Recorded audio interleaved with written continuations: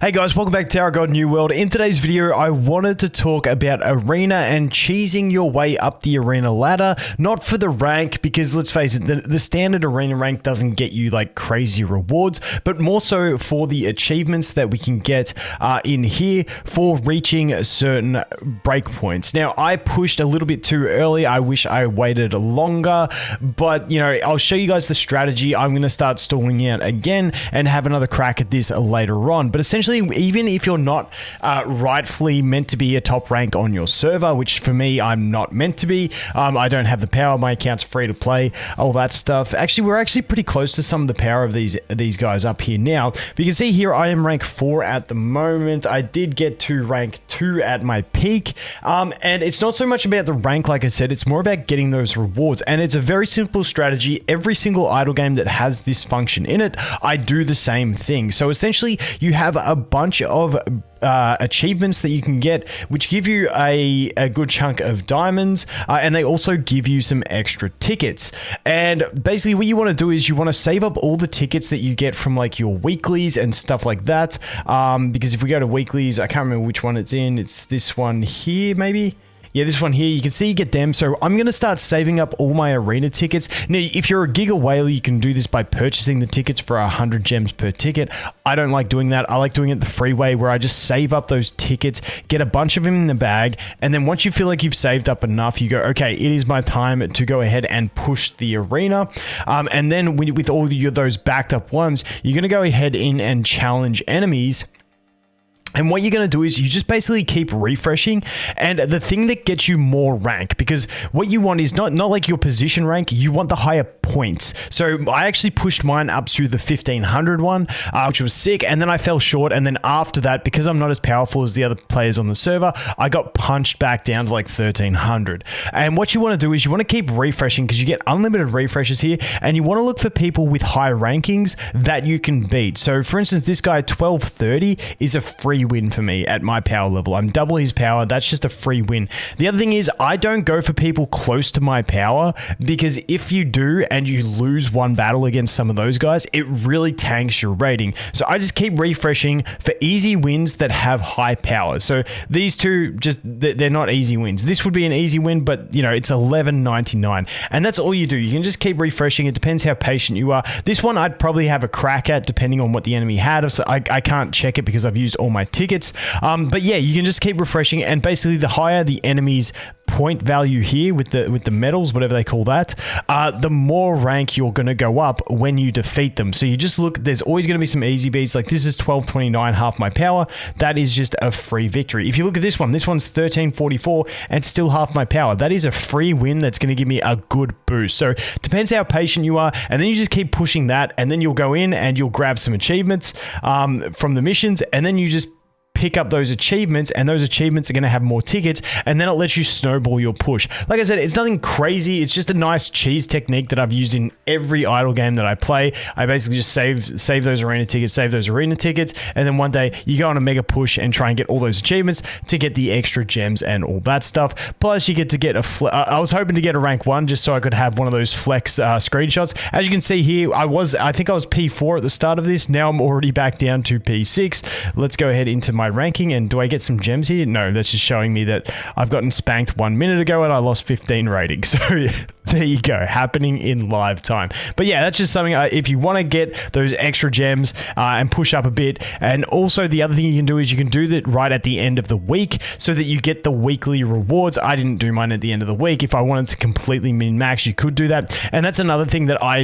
you can also do, is just once you've gotten yourself through those ranks and you got all those one-time rewards, you can save all your arena tickets for the end of the week and do a push at the end of the week to increase your season rewards. Once again, they aren't too crazy, so it's not the end of the world. And that pretty much covers it for arena.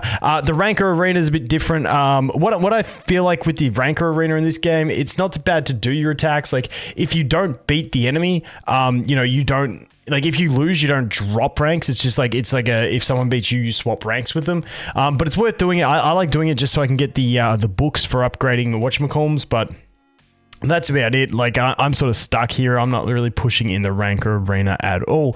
But that pretty much covers the point that I wanted to get to. But now, because we are pushing pretty hard on this account, we are in chapter 14 now. We're getting towards that home stretch where we've got 3 boss fights left in this chapter. Level, what was it? Floor 20 was an absolute prick. This one here. This one, they dropped the Zahard in there, and dude, that was a nightmare. But we're having a push, so I want to see if we can get a couple stages on camera for a bit of fun. Let's go ahead here and see what we got. So this is this one. This dude, this guy, I really want to copy off on my account for that grapple that he has, but I always just put my Zahard there, and then he just basically negates that whole thing. Put Grey across from this thing, this chick, and then we'll just fear her, and we're pretty much set from there. Let's see how we go. We should be able to clap this. It's a non-boss stage, and let's see what we've got at the next boss. I really want to push into the next chapter, which is chapter 15, because then I'll show you why I am desperate for it, because then we unlock the top tier of gear in the guild store, and that is what I've been hanging out for, because if you look at my Hats' gear, it is absolute trash. I'll show you in a sec. My Hats' gear it's just had no love. It's just been getting shafted so damn hard. It's not even funny. All right, get that invincibility up. Okay, can we Hats ult and kill everyone, please? Oh, we got interrupted. We got stunned. No, Hats dead. Okay. All right, so I'll show you what we've got on my Hats. That is my Hats' gear still. He's still got the blue sword, man. I could not get those things to drop, and I refuse to buy anything below the maximum tier of gear from the guild shop. I just never buy anything with gems. So I'm just hanging out, because as soon as I get to chapter 15 and unlock the top rarity in the guild shop, that is the first thing I'm going to have my eye out for to go ahead and pick up for my Hats to get him that extra damage, because I feel like it's going to be super, super nice. But let's jump back in here. Let's see if we can cap off this stage with this team. I mean, I could technically drop... I could probably drop my my Grey here. I don't think the assassin chick's going to put too much heat on me, but it's just nice to have that. I think my fear is 6 seconds at the moment. Having a 6 second, like, just basically 4v5 is pretty nice. All right, let's get the ult off Evan. And we just need Hats not to get interrupted on his ult here. Okay, perfect. Yeah, we should be fine. Nice. Okie doke. Job done. All right, let's jump in. Did you do some damage? Is that why you're on the throne? How much damage did you do? Boys and girls, Zahard did 200k damage. Look at that beast. Since when does he do damage? It's monstrous, that is. Let's see what we got here. Let's see what we've got. Okay, you again. So, yep, Zahard stays in that position. I don't really know too much about this chick. I've never really fought against her. I mean, we should be pretty fine. This might be one of those enemies where I want to bring the Hua into, because we want to path towards the guy at the back that has the big, plays games and, like, puts the big, like, railgun on us and just nukes anything it hits. But let's see how we go. Let's see if we can just push through them and get to it. I didn't even look at the power level of the enemy team. Okay, there's the fear. There's the 4v5, which is perfect. Hats hitting all 3. Okay, didn't do too much damage though. Didn't get enough damage out of it. So yeah, we might have to here. We might have to bring the Hua into this one to get that. Oh yes, he used his ult into that. That's perfect. Oh, we lost Hats. Okay. Okay, let's drop that. Let's go back. I feel like we'll get that with retries eventually. Yeah, what are they? 2-7, dude. All right, so we're still sitting around that 3x deficit, which I'm pretty happy to push at. It's going to be a higher deficit when I put Hua in there, but let's see if she can get it done. We need to leave him there, which means we can put you there and Hua can sit there, and we should be pretty fine. I think that works because he grapples. He doesn't run in and attack, so Hua should be safe in this situation. It just depends how far she runs up and if she gets cleaved. Let's see, because Hats will come out of his invisibility that's applied by Evan before that happens, so let's see. Okay. Oh, well, I got hit. She got hit too hard. Rip the dream. You know, we could still possibly do this. Hats, you can do something? No, because we're getting beamed there. We're getting absolutely trucked on that beam. All right, let's do it this way.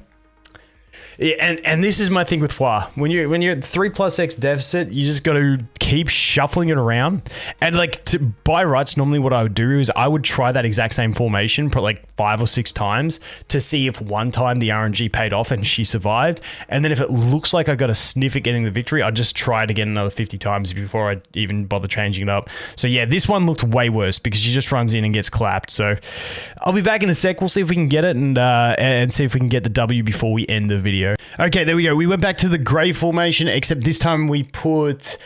I think last time we had Bomb and Evan swapped around. We just swapped them around and it pretty much just worked perfectly. Just the RNG we needed. No real logical reason.